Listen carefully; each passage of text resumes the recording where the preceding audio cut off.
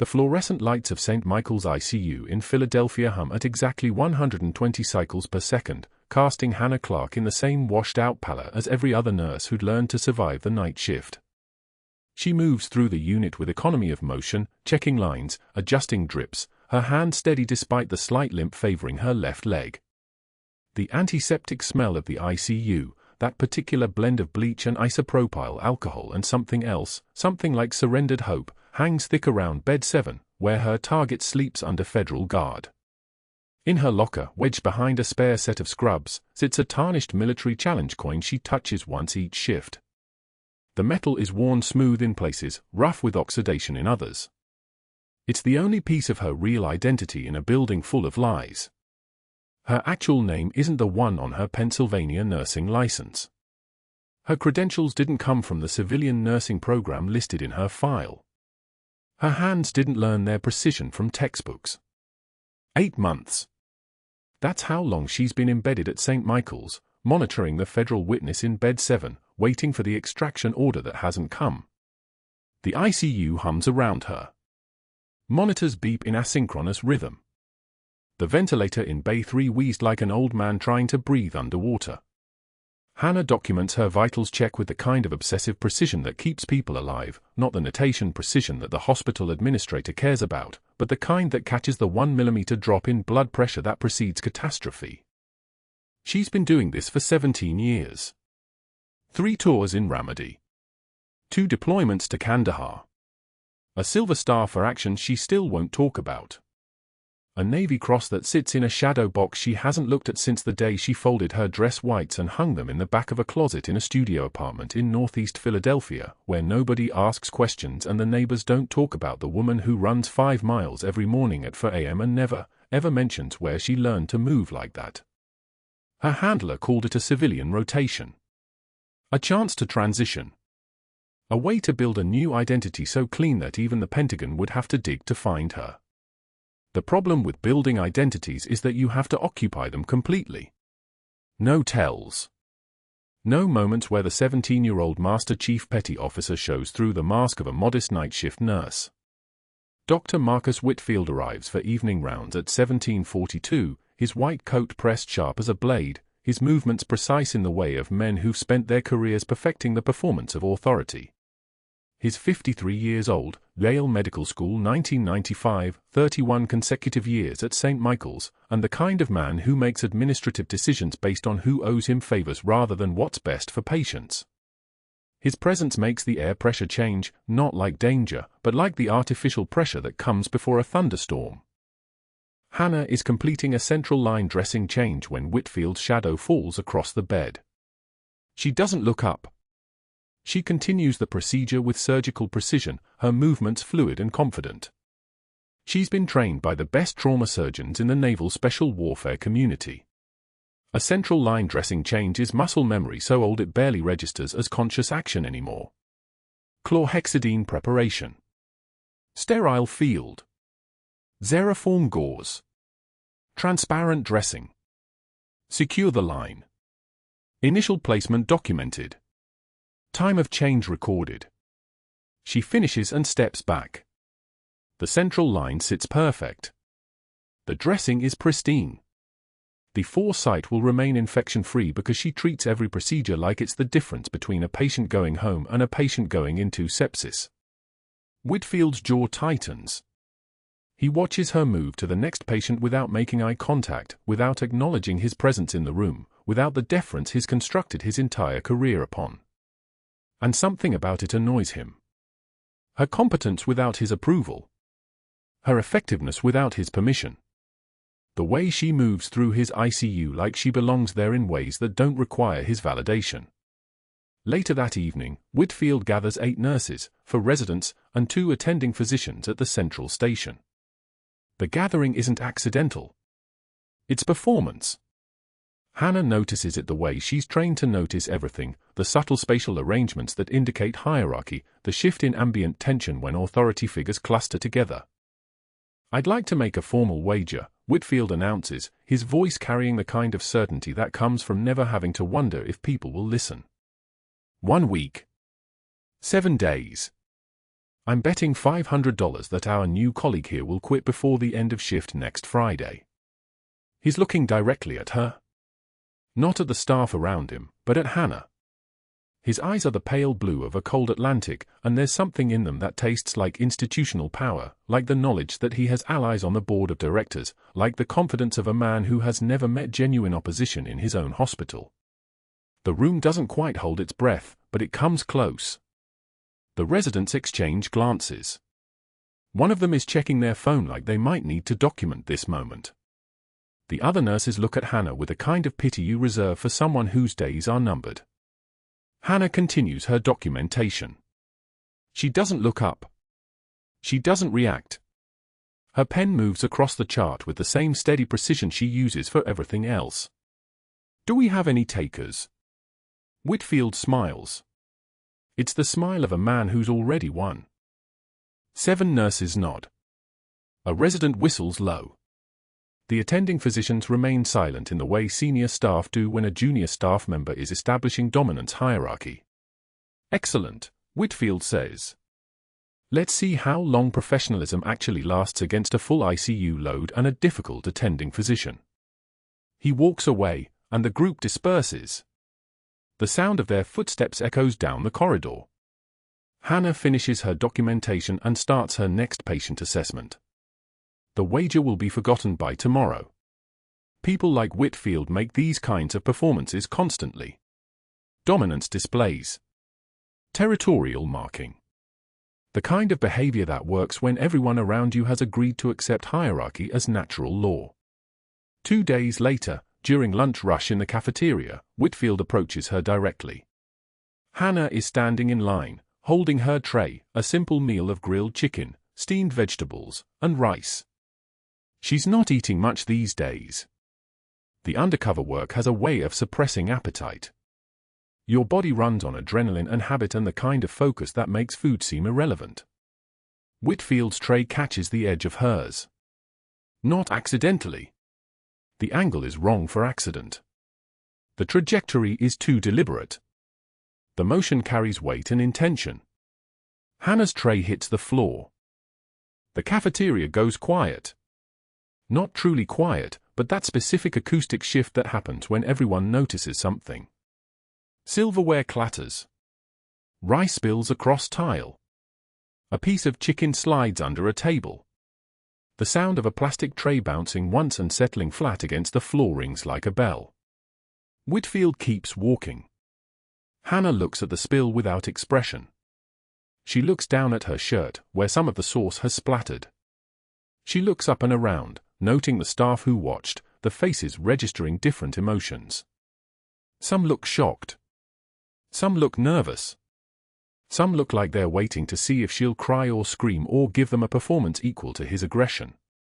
She sets her empty tray down on the nearest table. She walks to the trash can.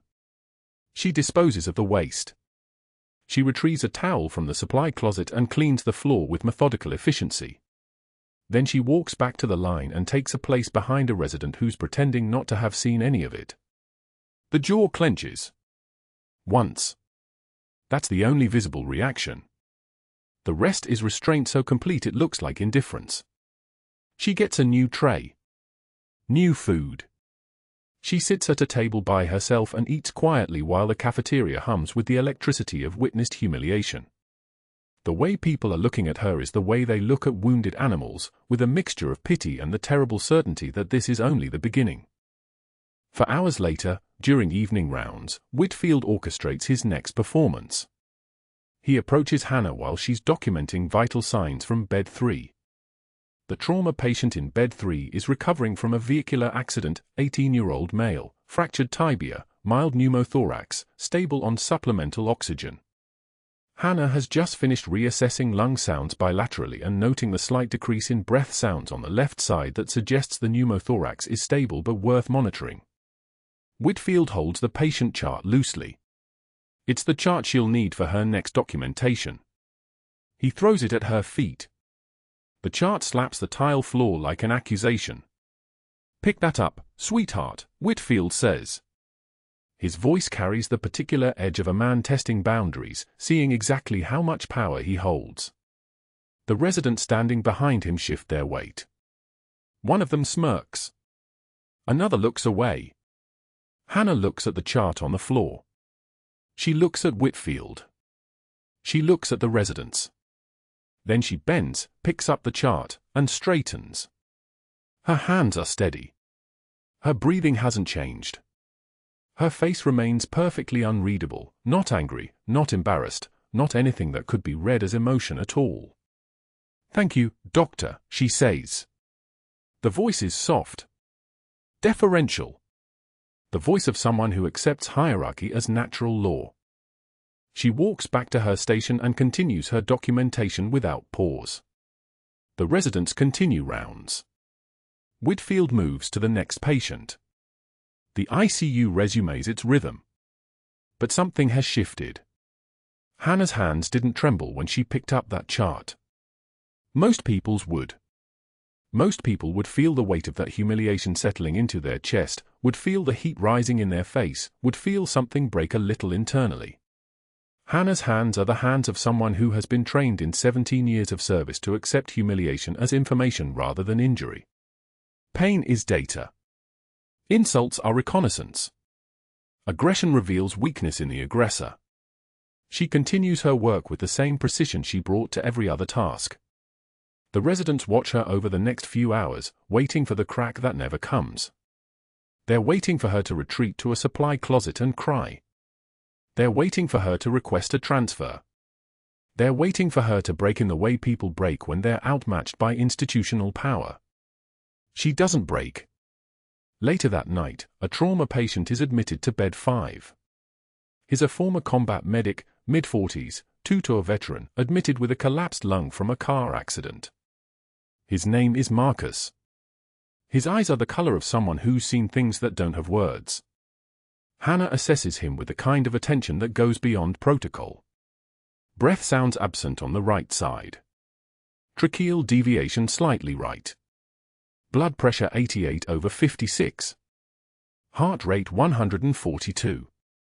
O2 saturation 89% and dropping. She moves without hesitation. A 14-gauge angiocath needle in her hand before the resident has finished saying pneumothorax. She locates the second intercostal space, mid-clavicular line. Her hands move like they're accessing muscle memory that runs deeper than civilian nursing training. She pushes through. The needle advances. There's that particular hiss of air escaping, the sound of a collapsed lung releasing pressure, and Marcus's oxygen saturation climbs. 92%. 94%. 96%. His breathing eases. Marcus is watching her with the kind of intensity of a man who recognizes something he thought he'd never see again. "You learned that in Ramadi," he whispers. Not a question. Recognition. Hannah doesn't respond. She continues her assessment. Breath sounds bilateral now. The pneumothorax decompressed. The emergency passed in 40 seconds. She documents her findings and moves to the next task with the same methodical precision. Marcus is moved to a different floor an hour later. Per her orders. Per the protocol she's followed since arriving at St. Michael's. The fewer people who notice, the safer the operation stays. The fewer people who ask questions, the longer the cover holds. But Marcus knows. And the knowledge sits between them like a secret that changes everything. The monitors at St. Michael's hummed their familiar rhythm that night, the kind of steady mechanical breathing that meant nothing catastrophic was happening. Hannah sat at the nurse's station charting vitals when the fluorescent lights flickered once, a barely perceptible stutter in the overhead glow. She didn't look up. She'd learned long ago that the smallest environmental changes often preceded the largest disasters. The clock read 0237 hours. The ICU motion sensors triggered at the south entrance. What came through the doors wasn't a patient. It was a force of nature wearing a hospital gown that had given up entirely. Marcus Webb stood 6'3", 300 pounds of former Special Forces operator, his massive frame carved by 2 decades of combat deployments and physical conditioning that civilian life could never erase. His discharge paperwork had been processed early, a clerical error that would later be thoroughly investigated, and the psychiatric ward's sedation had worn off somewhere between the elevator and the ICU floor. Now he stood in the entrance like a man who'd woken up in enemy territory. His eyes were wild. Sepsis hot and flashing with something worse than fever. PTSD doesn't care about hospital gowns or 4 lines. It doesn't ask permission. "Where's the package?" Marcus roared, his voice carrying the bone-deep command presence of 1,000 combat missions. "They're coming. We need extraction now." His right hand swept across the nearest crash cart, and the sound that followed wasn't a typical hospital clatter. It was the shriek of metal striking tile with 300 pounds of momentum behind it. Equipment exploded across the unit like shrapnel. A medication dispensary toppled. Glass vials shattered. The antiseptic smell of spilled saline mixed with something metallic, acrid, the smell of adrenaline in the air itself. 2 nurses sprinted for the stairwell without a word. A resident froze behind the central station, his fingers hovering over the phone. Dr. Whitfield was already backing toward his office, his face the color of old hospital walls, reaching for the phone with hands that trembled visibly. The ICU had trained them for medical emergencies. Nobody trained them for this. Marcus advanced deeper into the unit, his movements jerky and purposeful, scanning for threats like he was sweeping a building in Fallujah. His breathing came fast and shallow, hyperventilation mixed with the rasping sound of a man whose central nervous system had been rewired by trauma and now saw danger in fluorescent lighting. Security was 2 minutes out. Maybe 3 if they were coming from the loading dock side. Everyone was running away. Except Hannah Clarke. She set down her tablet with deliberate calm. The small click of plastic against the station desk was the loudest sound in the chaos, a sound that meant intention. Her movements were economical, no rushing, no panic, just the practiced efficiency of someone who'd cleared hot zones before. She stood, her limp barely noticeable now, and stepped out from behind the nurse's station. The room's energy shifted. Not because she was louder than Marcus Webb. Because she moved with the terrifying quiet of someone who'd already survived worse. She walked directly toward him. The other staff members stopped in their scattered retreat, unsure whether to be shocked or relieved or horrified. Hannah moved into Marcus's line of sight with her hands visible and her posture controlled, the way you approach a loaded weapon that doesn't know you're a medic. Her voice, when she spoke, came from somewhere deeper than her chest. It was a voice none of her colleagues had ever heard, low and steady and carrying the cadence of someone who'd talked down armed combatants in languages they didn't even know existed. "Sergeant Webb," she said, using a rank she absolutely should not know. "Echo 37, stand down." Marcus's head snapped toward her. His pupils dilated and contracted, the sepsis and delirium and combat memories fighting for dominance in his nervous system. But something in her voice cut through the static, some frequency that registered as safe. As command. As friendly. "The package is secure," Hannah continued, moving closer with her hand still visible, using call signs and tactical language that belonged to specific operations in specific places. "Remedy extraction protocols. Extraction bird is inbound. I need you to hold position and let me check your status." Her voice had the texture of worn leather, the kind of calm that comes from having already survived the worst. The kind of calm that makes other people's panic seem temporary. "Copy that, Sergeant." Marcus's massive frame swayed. His breathing began to synchronize with hers, a trick she'd learned in a different life, in a different desert. Tactical breathing. For count in, hold for 4, for count out. The respiratory system controls the nervous system when the nervous system has forgotten how to control itself. "Echo 37, Hannah said again, and it wasn't a question. It was a command. "Sit down for me. Right here. Weapons check negative. No contact. You're in a secure location." He Saturday. Just collapsed down onto the tile floor like someone had cut his cables, the 300-pound frame folding in on itself as the sepsis and the medication and the voice cutting through his flashback finally won out. But he didn't collapse away from her. He collapsed toward her, and Hannah was already moving, already there, catching part of his weight even though it was like trying to steady a falling building. She guided him down and then knelt beside him, her hands already moving into the practiced assessment of someone who'd done battlefield triage before. That's when she felt it. The breathing was wrong.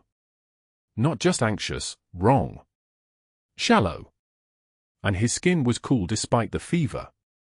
His neck veins were distended like cords, visible even on a frame that massive.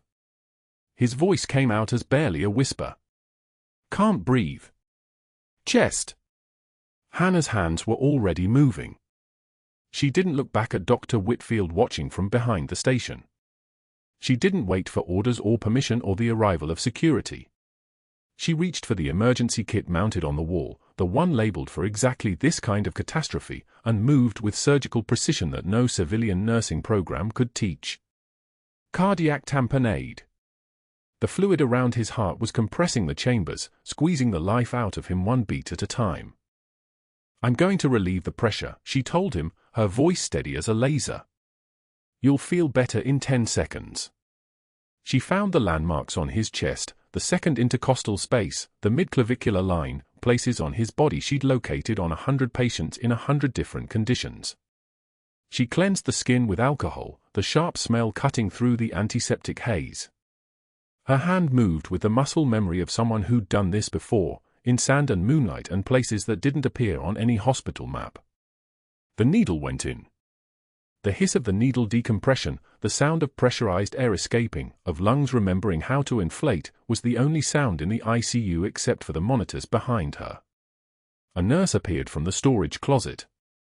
Someone whispered into a radio. But nobody moved. Nobody breathed. They were all watching a woman in scrubs perform a procedure with the precision of someone who'd trained for it not in medical school, but in places that weren't supposed to exist. Marcus's breathing came easier. The color began to return to his face. The O2 saturation climbed on the monitor behind them, 87 to 91 to 94, and his pupils began to stabilize. The trauma was still there, the sepsis was still there, but the immediate catastrophe had been arrested by hands that knew exactly where to go. Hannah stayed beside him, her hand on his shoulder, her voice dropping into that same tactical register. You're going to be okay now. Medical team is incoming. You're in a hospital. You're safe. She waited 3 more breaths, watching his nervous system reset itself, watching the wild edges of his eyes soften back into something human. Only then did she stand. The entire unit went very quiet. Dr. Whitfield was still holding the phone, his mouth slightly open, the expression of a man watching someone do something that shouldn't be possible.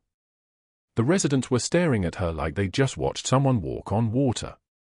The nurses who'd sprinted for the stairwell were back now, emerging cautiously, their eyes moving between Hannah and Marcus and the equipment strewn across the floor. Hannah didn't meet anyone's gaze. She simply began preparing for the incoming trauma response, hanging a new full line, preparing the medications Marcus would need, moving with the focused efficiency of someone who had a job to do and no interest in commentary about how she was doing it. But there was something different now. Something had shifted in the way she held her shoulders. The limp that had defined her arrival at St. Michael's was gone entirely. Her voice, when she gave orders to the residents who were now standing motionless, carried a register of authority that had nothing to do with her name on a badge. Get me a 14-gauge angiocath, she said to the nearest resident. And draw up 1 milligram epinephrine for in case we need it. Move. They moved. She knelt back beside Marcus, checking his for, assessing the damage that sepsis and cardiac tamponade and 3 days of untreated trauma could do to a human body. But as her hands worked, something else happened. Marcus's eyes cleared slightly, the fever and delirium retreating just enough for recognition to filter through. His massive hand reached out and caught her sleeve, not aggressive, just holding on. A man in crisis holding onto something solid. Ramadi, he whispered. You. Hannah didn't let him finish. She placed her hand over his, squeezed once, the kind of grip that communicates everything a voice can't say. Rest, she told him. That life is over. You're safe now.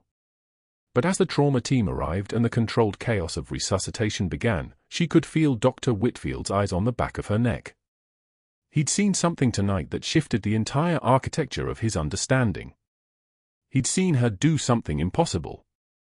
He'd seen a civilian nurse perform a battlefield procedure with the precision of someone who'd trained for it not in a classroom, but in actual combat. He'd seen his enemy reveal the first piece of her real identity, and in a man like Dr. Whitfield, information like that wasn't curiosity. It was a weapon waiting to be used. Within 30 minutes of Marcus Webb collapsing into Hannah's arms, Dr. Whitfield's hands moved with the precision of a man executing a plan he'd been sharpening for 7 days. The suspension notice was already drafted in his mind as she performed the pericardiocentesis, as she did the one thing he'd explicitly forbidden her to do, the one act that would give him the institutional weapon he needed. He stood behind the nurse's station, watching her hands work with a fluidity that no civilian nursing program could possibly teach, and something cold crystallized in his chest. Recognition. Not of her competence. Of her threat. By 0600 hours, Whitfield had made his first call. The board chair picked up on the second ring. "Richard, I know it's early," Whitfield said, his voice carrying the practiced warmth of a man who'd never needed warmth to get what he wanted. "We have a credentialing crisis. One of my ICU nurses performed an invasive surgical procedure tonight without authorization. Cardiac puncture. Subxiphoid access. She claimed it was life-saving. I need to know if that's grounds for immediate termination pending investigation." He paused, letting the implication settle. "I'm concerned about our liability exposure. And her background checks have been bothering me." The board chair asked the questions Whitfield had scripted in his head. "Yes, the patient survived. No, there's no attending documentation. Yes, she claimed credential justification. Yes, it felt deliberate. I'm bringing in an outside investigator," Whitfield said. "Someone discreet.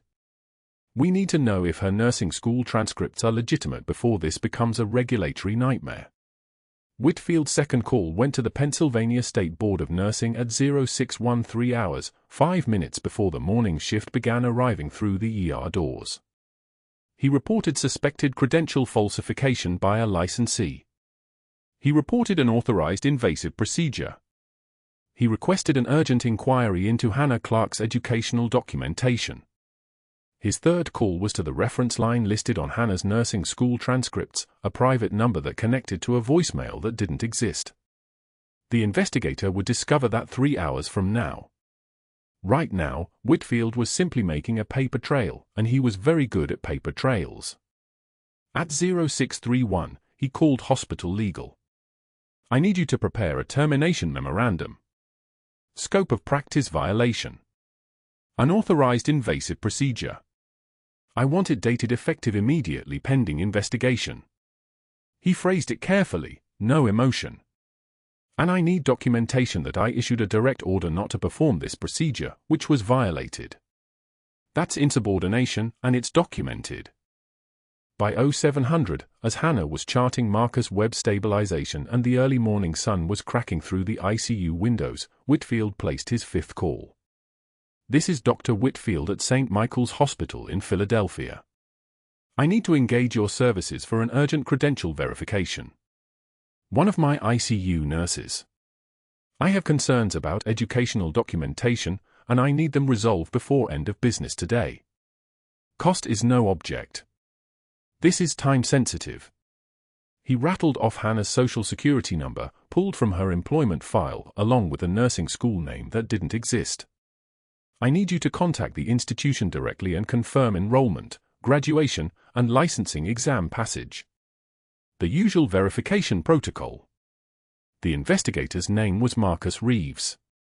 He'd worked for Whitfield before, 3 years ago, when another employee's background hadn't quite checked out.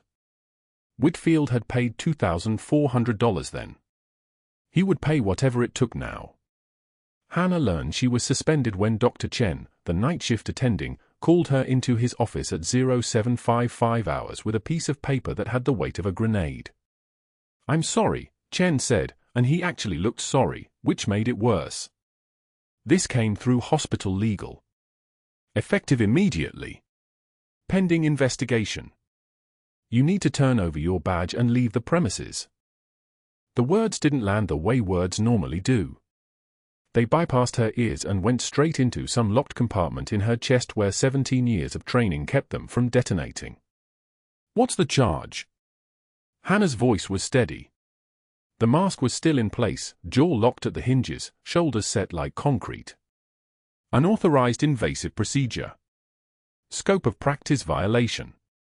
Credential falsification suspected. Chen slid the paper across his desk. His hands trembled slightly as he did it. Dr. Whitfield filed a formal complaint.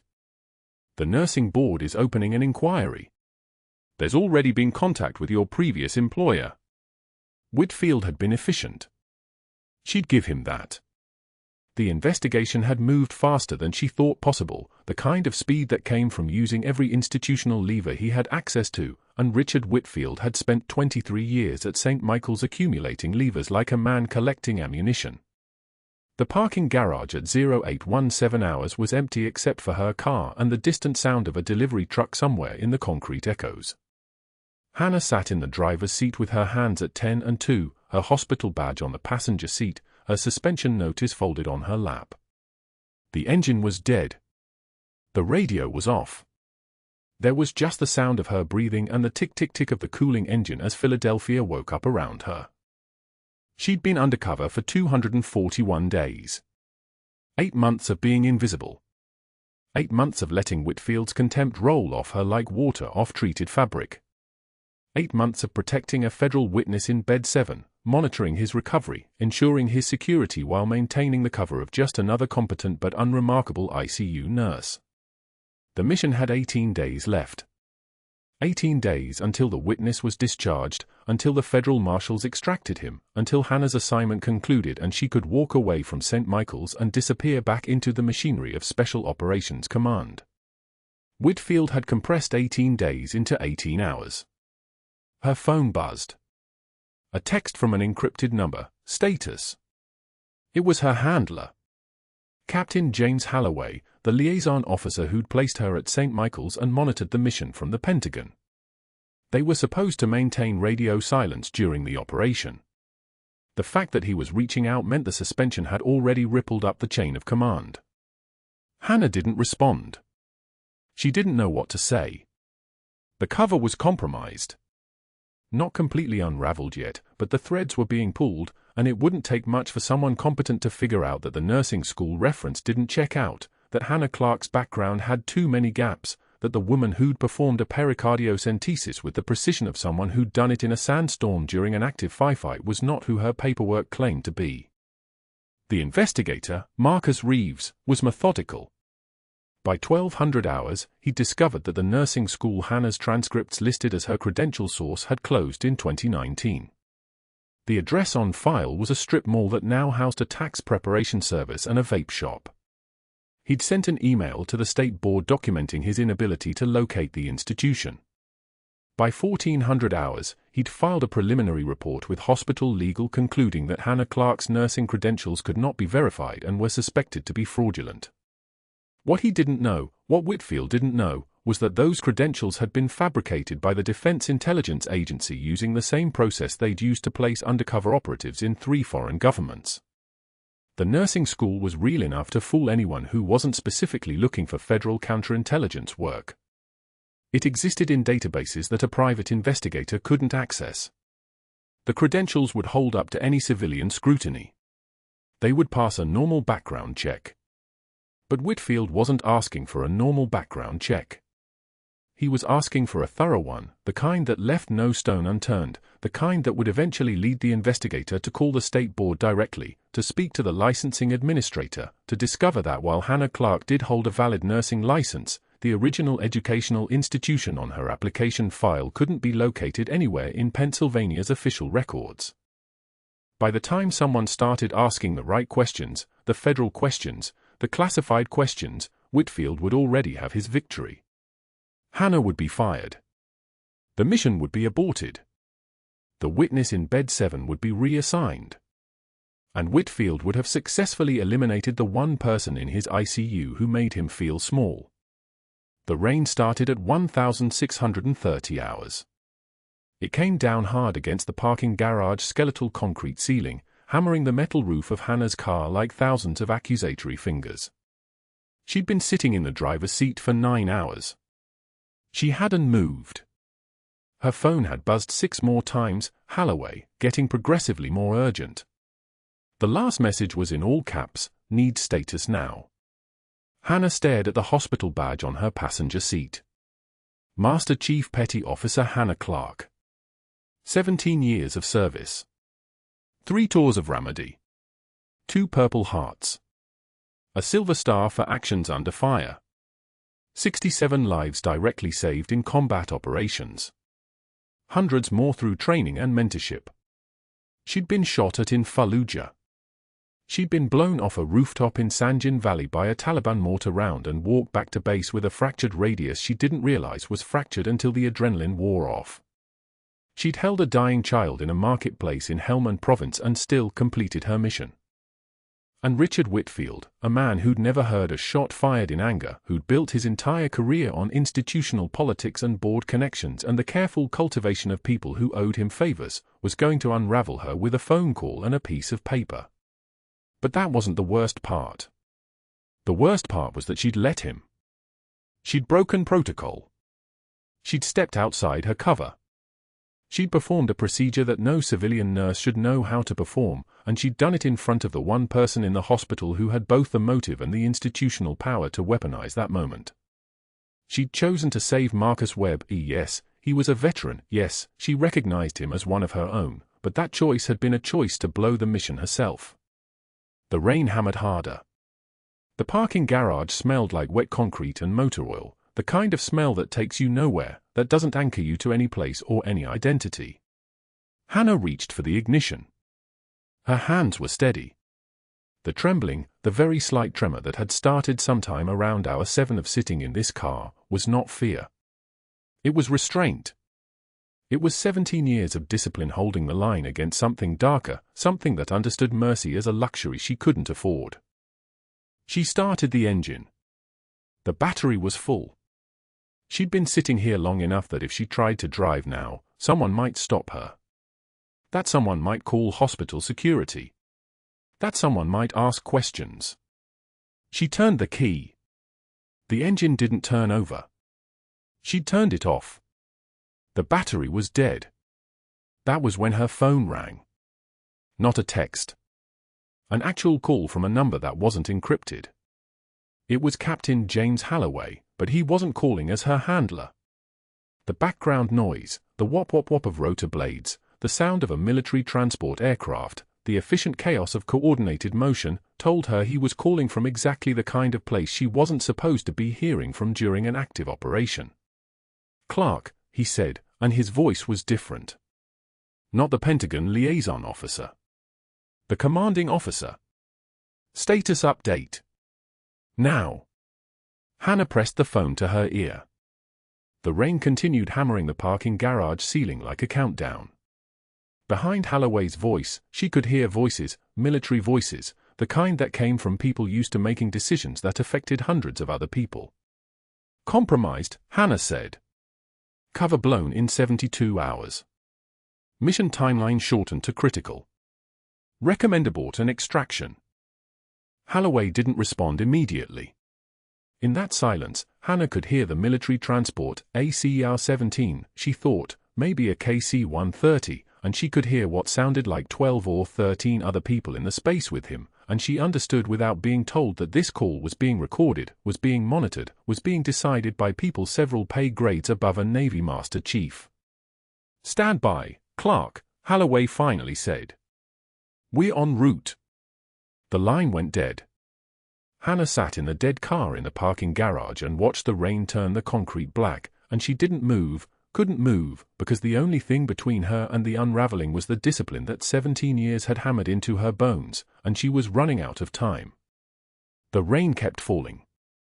Hannah sat in the dead car in the parking garage at St. Michael's and watched it hammer the windshield in waves, turning the concrete beneath her tires into a dark mirror of sky and light. 3 levels below street level. 2:11 a.m. The fluorescent lights in the maintenance hallway flickered in sequence, on, off, like a heartbeat that didn't belong to her anymore. The suspension notice lay on the passenger seat, folded once, creased down the center. She didn't need to read it again. She'd read it 4 times in the administrator's office while Dr. Whitfield watched from behind his mahogany desk with the expression of a man who'd finally won something that had cost him nothing. Immediate suspension pending investigation. Unauthorized medical procedures. Scope of practice violation. Patient endangerment. The words were designed to end careers, and they were working exactly as designed. Her forehead pressed against the steering wheel. The leather was cold. Her hands gripped at 10 and 2, and for the first time in 17 years of interrogation rooms and combat operations and holding wounded men while their blood soaked through her gloves, her hands trembled. Not from fear. From rage compressed so tight it had nowhere to go but inward, eating through her discipline like acid through steel. 17 years. That's what circled the drain in the darkness of this parking garage. 17 years of service that had taken her from a Pennsylvania high school where she'd been a C student and a cross-country runner to a Master Chief Petty Officer with credentials that couldn't exist on paper because they only existed in classified files and the nightmares of men who'd learned what she was capable of. 3 Bronze Stars with Valor. 2 Purple Hearts, 1 from Fallujah, 1 from a sniper round in Sanjin Valley that had entered her shoulder at an angle that should have killed her. A Silver Star for 14 hours in Ramadi, holding a position in the Jolon district while her team extracted 17 wounded operators, her hand steady on a rifle even as blood pooled in her boots. And she'd thrown it all away. Not for a lie. For a life. For Marcus Webb, 3 days ago, 300 pounds of delirious former Special Forces operator storming through the ICU like a feral thing, and she'd walked toward him instead of away, because that's what operators did, they ran toward the sound of gunfire, not from it. She'd talked him down using call signs that only a combat veteran would know, had felt his body collapse against her arms as the sepsis and PTSD released their grip, and then she'd done what only 18 months of classified training had taught her to do. She'd threaded a needle into his second intercostal space, midclavicular line, and released the pressure that was collapsing his heart. 1 move. 1 procedure that took 45 seconds. No civilian nurse could do it. No civilian nurse would even know the needle gauge required or the exact depth or the way to feel for the hiss of air escaping from the pericardium. Whitfield had watched from behind the nurse's station, and she'd watched him understand, in that moment, that she wasn't what she'd been pretending to be. Now the tarnished challenge coin dug into her hip through her scrub's pocket, the metal worn smooth by 17 years of her hands, by fingers that had learned to hold weapons and save lives and do both simultaneously. The coin was from 2007. Ramadi. A lieutenant had given it to her in a forward operating base tent after she'd pulled him out of a collapsed building. The coin struck from a piece of shrapnel that had embedded in her body armor and saved her life. It was tarnished because she'd never polished it. Polishing meant admitting what it represented. Keeping it meant remembering who she actually was, not who she'd spent 8 months pretending to be. Her phone buzzed. Again. The 4th message from her handler in the past hour. Abort protocol initiated. She didn't read it. She didn't need to. The witness in bed 7, the federal custody case she'd been protecting, was being extracted at 0600. Her cover was compromised beyond repair. The mission was dead. 18 days remained before she was scheduled to confirm the hospital staff member selling patient information to a network that had already killed 1 protected witness and wounded 2 others, and now she'd never know if she was right, never get confirmation, never close the loop that had kept her awake at 3 a.m. staring at the tarnished coin and wondering if she could have done it differently. But she wouldn't have done it differently. That was the problem. That was what made this unbearable. She could have let Marcus Webb die. Let the cardiac tamponade collapse his heart. She could have stood there in her civilian scrubs and her timid posture and let a man whose only crime was surviving things the human body wasn't designed to survive flatline on the ICU floor while she played the role of a nurse who didn't know better. That's what her mission required. That's what operational security demanded. That's what the Navy had trained her to do: prioritize the objective, compartmentalize the human cost, move forward. But 17 years had taught her something different than what the Navy had intended to teach. 17 years had taught her that the objective was always the people. The people were the only objective that mattered. Everything else was politics and career advancement and generals counting body counts on spreadsheets, and she was done. Not with service. With lies. She was done with lies. The engine was off. The battery was dead. She'd been sitting here for 40 minutes with the headlights on, and she hadn't noticed, hadn't moved, couldn't move because the moment she turned the ignition and drove out of this garage, it would be real. The extraction would start. Her handler would call. She'd be loaded onto a helicopter by 0700 hours and flown to a debrief room somewhere with cinder block walls, and they'd ask her what went wrong, and she'd have to explain that nothing went wrong, that the mission had worked perfectly, that she'd done everything right. Except she'd saved a life instead of protecting a lie. Above her on the 5th floor, in his office with the mahogany desk and the photographs of himself shaking hands with hospital board members and city council representatives, Dr. Whitfield sat across from the investigator he'd hired, a man named Patterson with a clipboard and the flat effect of someone who'd learned to keep emotion out of professional judgment. The preliminary report lay between them, and Whitfield was reading through it with the expression of a man watching a chess problem he'd already solved.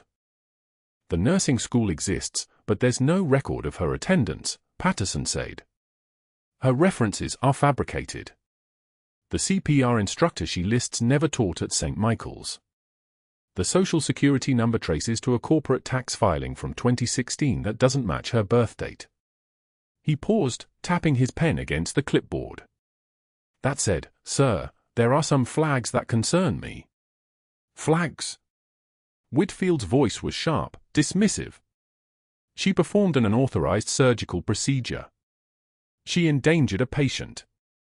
I want her terminated and reported to the state nursing board. The Social Security number, Patterson continued, ignoring Whitfield's momentum, is flagged with federal restrictions I've only seen in 3 cases in my 20-year career. All 3 involved military intelligence assets. Deep cover operations. He looked up from the clipboard. This woman isn't just a fraud. She's something else. Something connected to the Pentagon. Whitfield's jaw tightened. But he didn't stop talking. I don't care if she's connected to the president. She violated hospital protocol. She needs to be gone. In the parking garage, Hannah's phone buzzed a 5th time. Her handler again, probably. She pulled it out and looked at the message without reading it, just felt the weight of it against her palm, the weight of decisions made by other people in rooms she'd never see, decisions that would decide her life in the next 4 hours. Extract at 0600. Debrief at a classified location. New identity, new life, new beginning. All the things she was too tired to want anymore. She opened her pocket and felt the coin there, worn smooth as river stone, and thought about 17 years of running toward things everyone else ran from. 17 years of making choices that felt right in the moment and then living with the consequences in the darkness afterward. 17 years of telling herself the lie was necessary, the compartmentalization was professional, the sacrifice was worth it. And then Marcus Webb had collapsed into her arms, alive because she'd chosen to save him, and everything had become simple. Everything had become clear. The coin dug deeper into her hip, and for the first time since she'd arrived at St. Michael's 8 months ago with a fabricated nursing degree and a classified mission, Hannah Clarke understood what she'd actually been training for all this time. Not to serve in silence. To serve in truth. The parking garage hummed with the white noise of ventilation fans and distant traffic from the streets above. Outside the car, the rain continued its assault on the concrete, and neither the rain nor the darkness nor the suspended woman in the dead car in the parking garage made any sound at all. Only waiting. Only the terrible clarity of a choice she'd already made, even if she didn't yet understand what came next.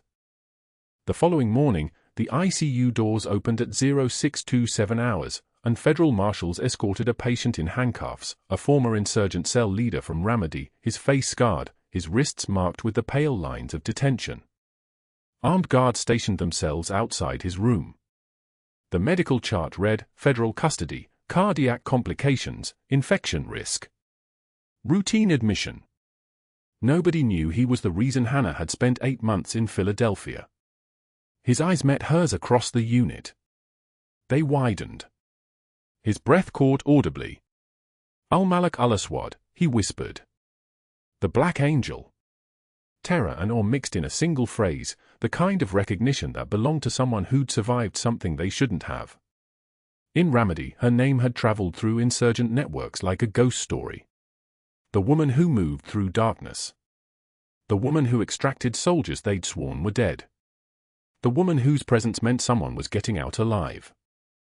The security guard standing nearest to Hannah stiffened. His hand moved instinctively toward his radio. That's not possible unless you're Master Chief Petty Officer Hannah Clarke, Navy Special Warfare, a voice cut through the room. Not a request. A statement of fact. A SOCOM general had been doing rounds on a wounded operator 2 rooms down, and he'd heard the whisper, heard the name spoken in Arabic, heard the tone of recognition that only comes from combat encounters. He pulled a tablet from his aide's hands, scrolled through classified personnel files, and read aloud to the frozen ICU staff, 3 bronze stars. 2 purple hearts. Silver star for actions in Ramadi. Each medal a separate sentence. Each one landing like a fist. The room went dead silent. Machines beeped into the vacuum. 10 full seconds passed. Nobody moved. Master Chief Clarke was working undercover, the general continued, his voice steady as a surgical laser, to protect a federal witness in an ongoing investigation. Her cover identity was appropriate to the mission parameters. She maintained her operational security while simultaneously fulfilling her civilian nursing duties. He turned to face the assembled staff. What you witnessed in this ICU, the emergency procedures, the tactical calm, the decisions made under catastrophic pressure, was not the result of civilian training. That was Master Chief Clarke's actual profession. The investigator Whitfield had hired stood near the back of the unit, laptop open, his expression carefully neutral. The general glanced at him. However, the investigation Dr. Whitfield initiated into Master Chief Clarke's credentials created a secondary discovery that requires immediate attention. The investigator stepped forward. Quiet. Professional. The kind of person who'd seen institutional corruption before and knew exactly what to look for. I pulled digital footprints to establish Master Chief Clarke's activity patterns over the past 8 months, he said. In the process, I accessed security footage, medication logs, and patient files. He turned his laptop screen toward the assembled staff, which revealed irregularities in Dr. Whitfield's own documentation. Narcotic inventory discrepancies. Controlled substance pools that didn't match documented usage. Patient records altered 3 months after discharge, adjusting medication timelines and dosing levels. 2 patients, the investigator continued. His voice moved like a knife through butter, smooth, precise, unstoppable. Sarah Mendez, age 34.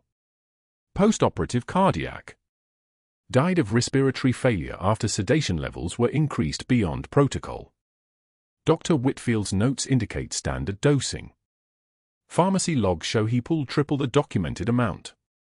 A pause. Let it settle. James Torres, age 67. Septic. Died after antibiotic administration was delayed 14 hours while Dr. Whitfield was documented as attending him. His notes claim timely intervention. Hannah watched without expression, but her breathing deepened slightly, the only visible sign that she understood exactly what was happening. The weapon Whitfield had used against her was now aimed at him. The federal investigation that was supposed to destroy her cover had instead uncovered his crimes. Dr. Whitfield's face drained of color. He backed toward his office. This is absurd. This is retaliation. This is... 3 board members are currently in the hospital lobby, the general said quietly. They're being served civil notices related to prior complaints they ignored about your practices. The families of both deceased patients are filing suit. The Drug Enforcement Administration wants to discuss your controlled substance patterns. The State Medical Board has been notified of the falsified records. He signaled his aide, who stepped forward with federal badges gleaming. Hospital security is currently executing a search warrant of your office and locker. Within 2 hours, Dr. Whitfield was escorted from St. Michael's by federal agents, his white coat stripped away, his medical license under emergency suspension. Evidence tape sealed his office. His board connection scattered like startled birds, each one suddenly represented by an attorney. The man who'd made bets about breaking Hannah Clarke's will was being transported to federal holding to answer questions about his role in 2 deaths and years of controlled substance diversion. The institutional power he'd wielded, the board connections, the hospital politics, the authority that came from a medical degree and social standing, evaporated like rain on hot asphalt. 6 months later, Hannah's mission concluded. The information leaked traced to a medical records Clarke, now in federal custody. The witness testified safely and entered permanent protection.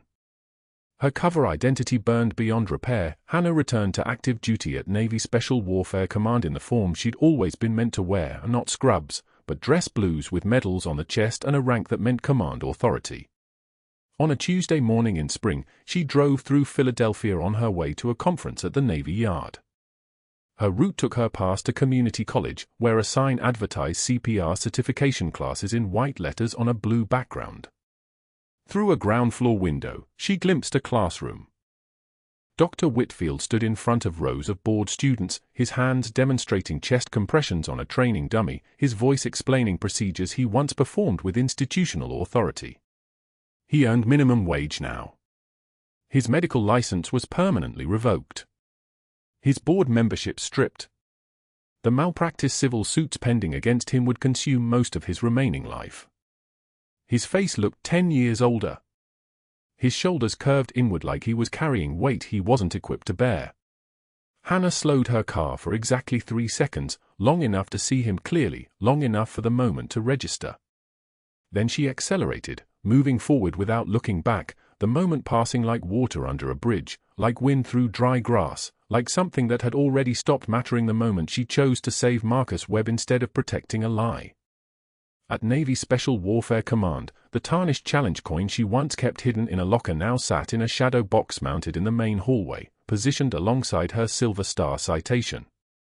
A brass plate beneath it read, Master Chief Petty Officer Hannah Clarke, Navy Special Warfare Support Activity.